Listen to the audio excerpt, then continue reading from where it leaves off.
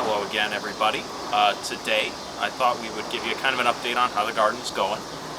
So it's about 3 or 4 weeks since the original video.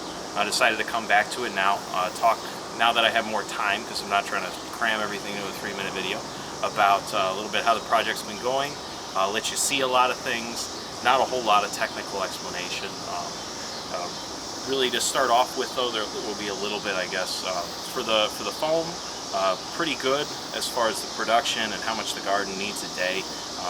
Getting down to about just under a tablespoon per day for the garden of the foaming agent, that organic foaming agent that we use, or at least the biodegradable, that creates the foam. Basically the foam goes through the tube here.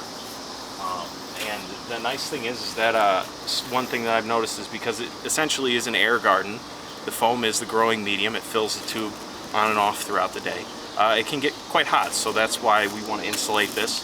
The nice thing is there's plenty of fresh air, so it doesn't really give the opportunity too much for this to heat up where it would hurt the plants. You can see the plants are doing pretty well. When we planted this guy, he was just a little stick.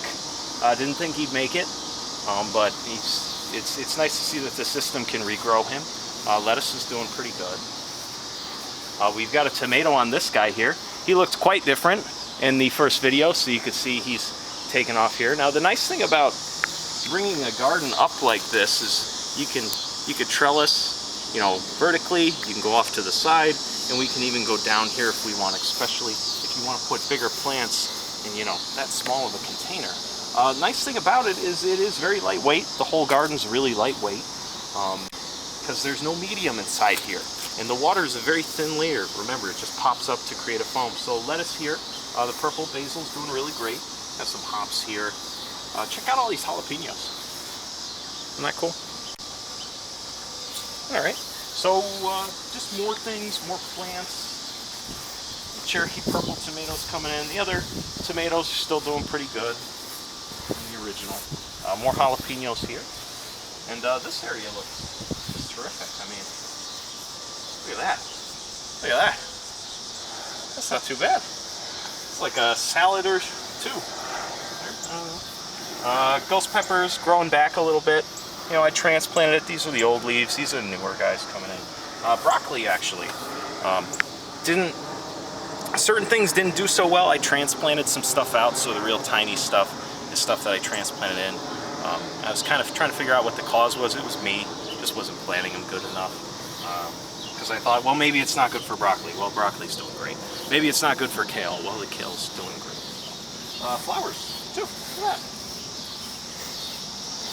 So, just a couple of things to recap.